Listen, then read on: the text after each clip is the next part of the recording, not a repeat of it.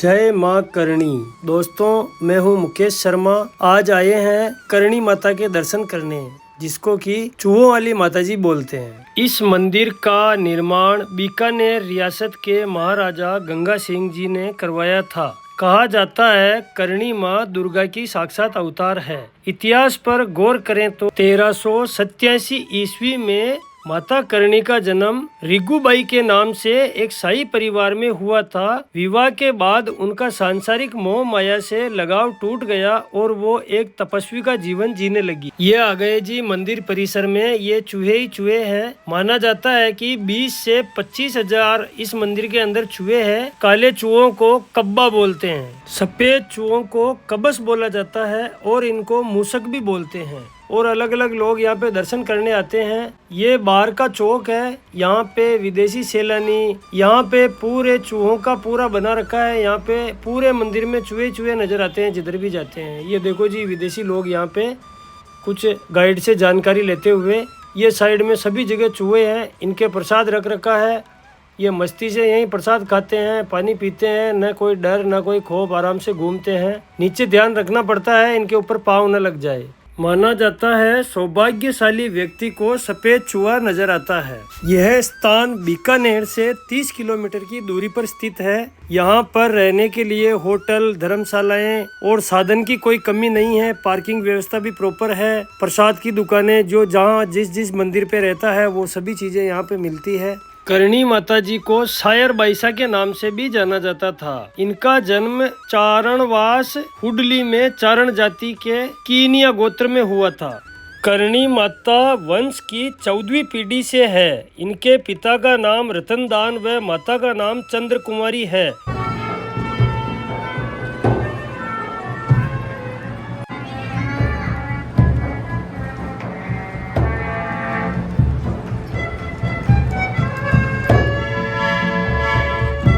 अब चलते हैं मुख्य मंदिर की तरफ माता के दर्शन करने के लिए। और मैं आपको छोटी सी जानकारी दूं, करणी माता बीकानेर व जोधपुर के शाही परिवार की कुल देवी है। इसलिए बीकानेर व जोधपुर के लोग भी करणी माता को अपनी कुल देवी ही मानते हैं और उनकी पूजा करते हैं। कहा जाता है कि करणी माता की शादी सथिका गाँव के किपोजी चारण नामक व्यक्ति से हुई थी, जिनकी शादी के बाद माता ने तपस्वी जीवन में प्रवेश कर लिया और उनकी छोटी बहन गुलाब की शादी अपने पति के साथ करवा दी। गुलाब के पुत्रों को माता अपने पुत्रों के समान ही मानती थी। करणी माता ने बहुत बड़े बड़े चमत्कार किए। करणी माता को डाडी वाली माता जी भी कहते थे और आसपास के लोग डाडाली डोकरी और करणजी महाराज के नाम से भी माता जी को जानते थे, पूजते थे। पूरे मंदिर में हर जगह चूहे ही चूहे हैं। पर एक खासियत देखी है, इतने चूहे होने के बाद आज तक यहाँ पर प्लेग या ऐसी कोई बीमारी नहीं आई। ये है जी माँ करणी का मुख्य मंदिर। यहाँ पर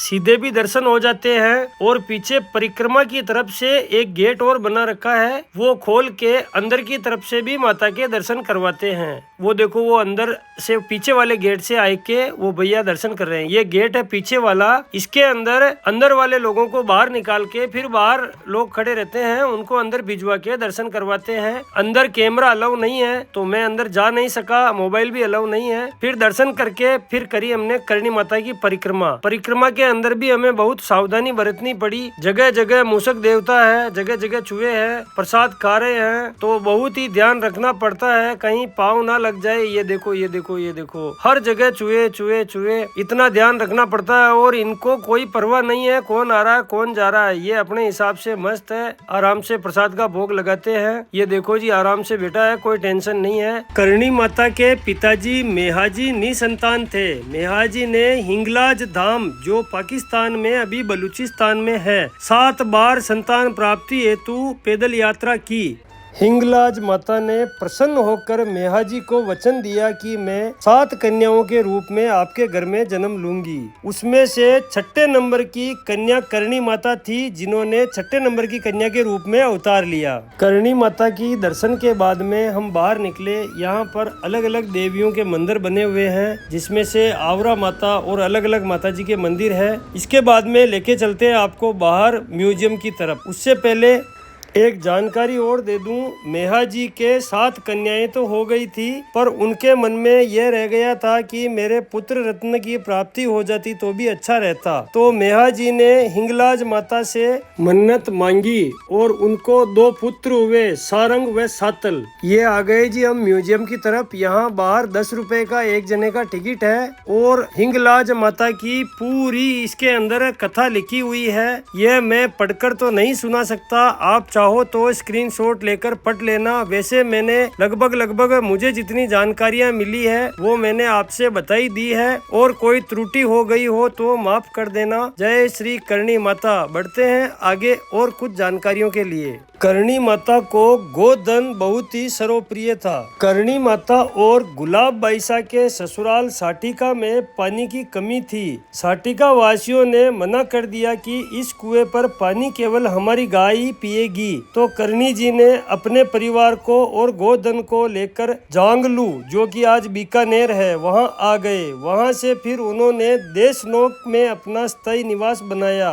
देशनोक में जहां करणी माता सर्वप्रथम रुके थे, उन्होंने वहां पहला चमत्कार किया। उन्होंने दुग्ध दधि मंथन बिलोना के लिए सूखी लकड़ी लगाई, जिससे वो दुग्ध मंथन करने लगा। जिस सूखी लकड़ी की नहेड़ी बनाई, वो लकड़ी धीरे धीरे एक बड़ा पेड़ बन गई। दुग्ध मंथन के समय जो दूध के छींटे लगते थे, आज वह उस पेड़ पर मौजूद है। आशा करता हूँ जानकारी अच्छी लगी होगी। चैनल को सब्सक्राइब करें, दोस्तों को शेयर करें। मिलते हैं किसी और ब्लॉग में। चैनल का नाम टूर एंड टेक्निकल 09। इसी कैटेगरी के मैं वीडियो बनाता हूं दोस्तों।